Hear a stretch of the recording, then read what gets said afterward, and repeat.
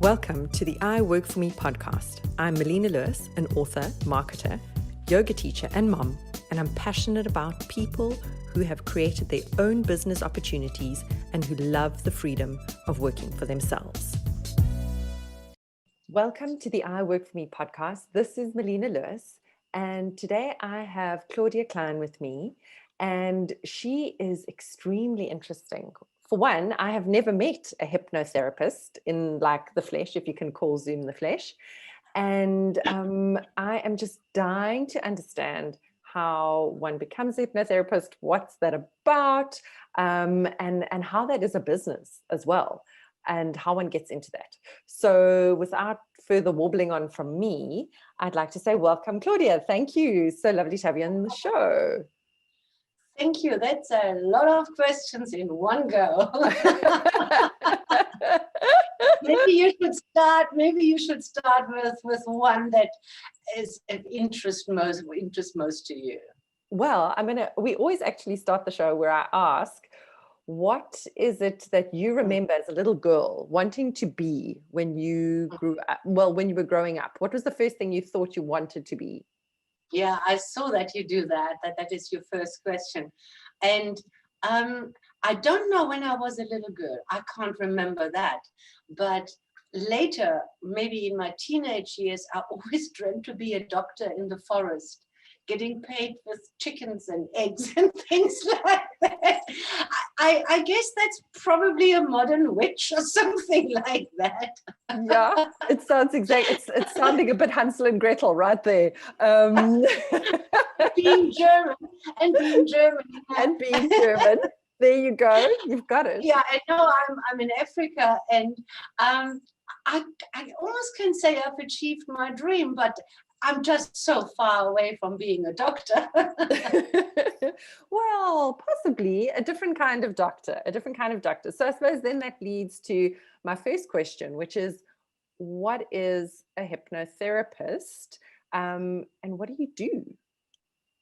Okay.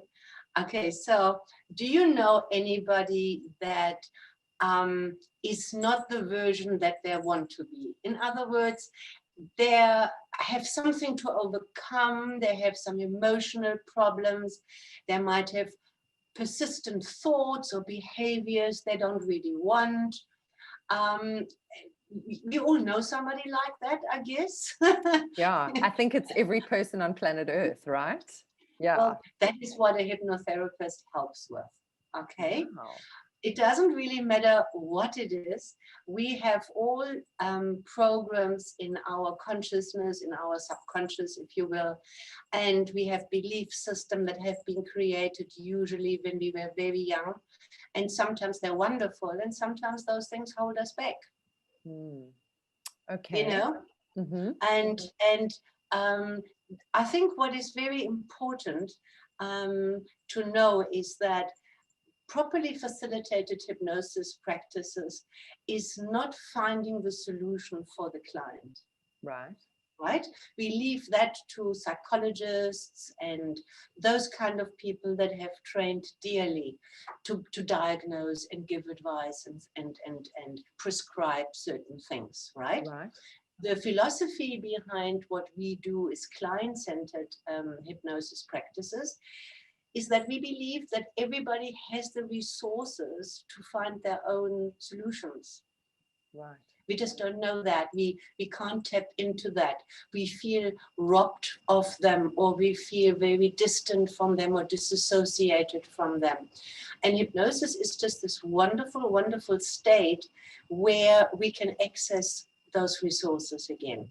To give you an example why I'm so passionate about the client-centered aspect is there's a statistic that 67% of smokers who have survived surgery for smoking-related illnesses will continue to smoke. Wow. Okay, although 67%. It shows you that when a decision is made for you, like life made a decision for me, I should to quit smoking. It's not authentic enough. When the desire comes from deep inside, then suddenly there is a way towards the goal. Yeah, we never had a problem getting skilled for a hobby because we want to. Okay, so and that's what makes it very authentic, very, very powerful, sometimes bordering on magic. It's because it's not something that the practitioner tells the client. It's opening up the reservoir of who the client is, what resources they might have, connecting them back, and they themselves finding the best possible solution, obviously aligned along the techniques that we guide the client through. Right. Okay. That's amazing. So it really is kind of, so people come to you trying to find solutions to problems, whether it be smoking or other, and you really guiding them to use their own inner resources that are innate to them. Yes. That's amazing. Yes. Through a process of hypnosis. Well, hypnosis is the state that we utilize because we have much less interference from our logic or our analytical mind. Because if we could solve the issues, and reflect this on yourself, if you could resolve this with your logical, analytical, conscious mind, you would not need any help. You would have done so already. All right. So when we bypass that very important functionality of rationalizing and analyzing and all that, in hypnosis, that means we're bypassing that to a degree. And that obviously opens up a whole beautiful rabbit hole into resources. And if you're spiritually inclined or a little bit esoteric or whatever, then, well, the sky isn't the limit. It goes on forever. There's nothing that isn't possible. Yeah, absolutely. Oh, wow. Okay. So how did you come to be a hypnotherapist? I mean, it's not, I can't imagine, I mean, I get that from wanting to be the witch in the woods, you went,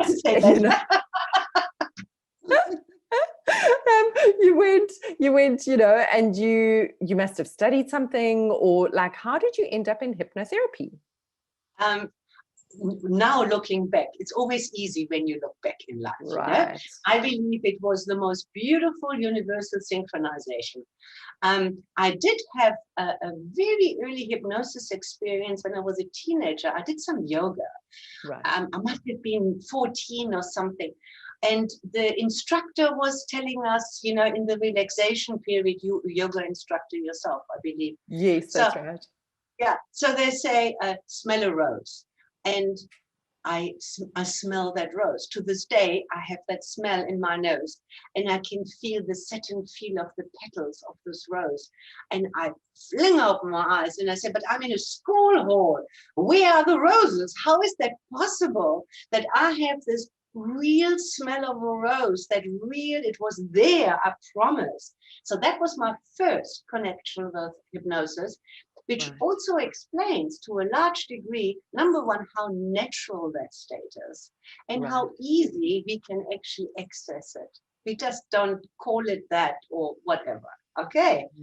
And then fast forward 10 years, I came to South Africa. Actually, the first stop was Johannesburg, and I couldn't really speak English. And I was diagnosed with pregnancy. And in those days, you did let your fingers do the walking in the yellow pages. I don't know whether you remember that. I do. I can only imagine that it was that way that I found somebody, obstetrician, to help me. And he taught me self-hypnosis for painless childbirth. Oh, wow. Yes. I'm impressed. Yeah, me too.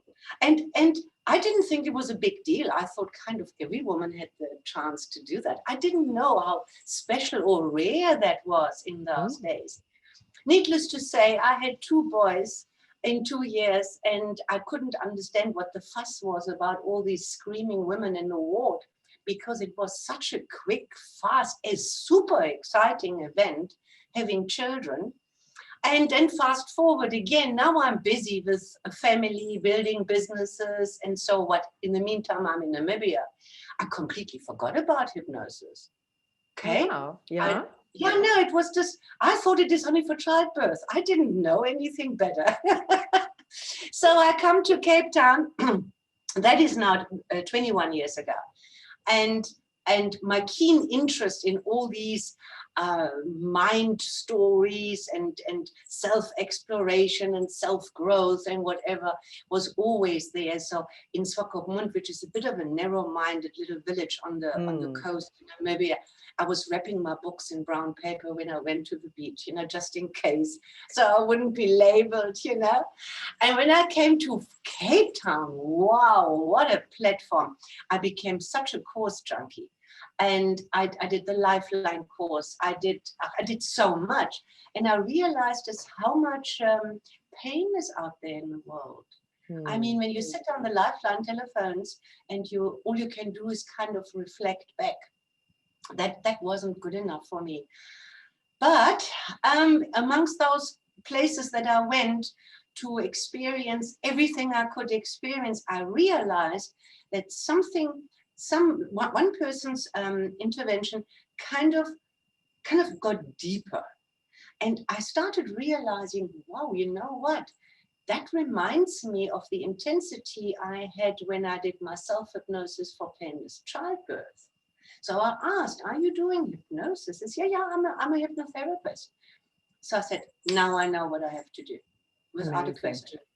I know that this is because it reaches you when it's well facilitated and you are willing, it reaches you on such depth that what we're doing right now, talking, doesn't compare to that, you see. No. So then I Googled, by now we are in the modern world, and I Googled and I found the South African Institute of Hypnotism, and I enrolled. And it wasn't as it is nowadays, but yeah, so my poor first clients, I always say, and then I was asked to lecture, and then I think in 2003, I took over the institute for various reasons. And since then, I have been teaching hypnotherapy, and for the first 10 years, I almost did nothing else. I created a curriculum, books, a structure, and I added on to this. I went overseas to get more advanced techniques and build them in. And we have arrived at something truly special. It is so inspiring. And so my passion actually grows rather than diminishes. Isn't that amazing? I mean, it's very much speaks to the hypnotherapy in the sense that it is ever expanding and limitless. And you've built this up. So, I mean, I'm going to kind of, look at it from a different perspective. So from a business perspective, you've created a business, but as well as a whole institute. Now, do you separate those out? Are you running both? How does it all work, if you put your business hat on? I think I'm very lucky. Because I have a very, very strong, good business head, and I have a very big heart, and it goes very together. And I can swap between the two. I can immediately, and people might think, how can these two go together? I can immediately think how profitable an expansion in any direction would be, and how it is sustainable, and so I guess I was a bit lucky. And when I teach our many students over the last 20 years, I just don't advocate the suffering social worker. I just don't believe in that. If you do good in the world, I think you deserve to have a lifestyle that sustains your doing good. So if you need massages or holidays or whatever, because people say, what should I charge? And oftentimes these really beautiful modalities, and I mean, hypnosis practices are just one of them. They're cheaper than any plumber or attorney or whatever, but you're working with somebody's mind and energies and emotions, and then so you have to weigh this all up. And it was tough. It was incredibly tough, because when we started, this is such a niche. And nowadays it's so much better. But 20 years ago, and you would say to somebody, you're a hypnotherapist, they will say, oh, don't look into my eyes, don't look into my eyes. You know? Yeah. Oh my God, it was very hard.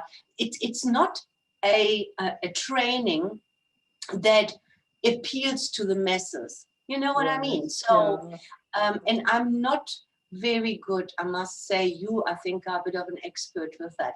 I'm not very good in this modern kind of marketing.